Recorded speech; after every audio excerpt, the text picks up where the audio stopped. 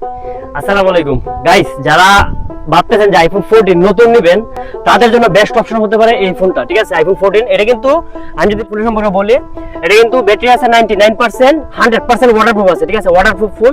এটা কিন্তু Japan variant, একদম সুপার ফ্রেশ কন্ডিশন আছে। এটা কিন্তু ফোনটা কিন্তু একবার পলি টলি করা আছে। ঠিক আছে, ব্যাটারি কিন্তু এটা 99 আছে ব্যাটারি। যারা ভাবতেছেন যে আইফোন 14 নতুন নিব, আপনারা কিন্তু নতুন ফোনের ফিল পেয়ে যাবেন এই ফোনে। ঠিক আছে, এই ফোনটা কিন্তু সুপার ফ্রেশ কন্ডিশন আছে। ব্যাটারি কিন্তু মানে একবারে বুস্ট না, আপনার ট্রিটুলসে চেক করে যেমনে মন চায় চেক করে নিতে পারবেন ট্রিটুলসে।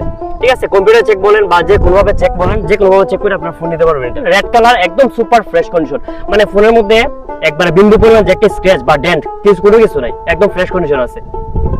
ব্যাটারি আছে আপনার 99। আমি ব্যাটারি আপনার দেখাই দিই।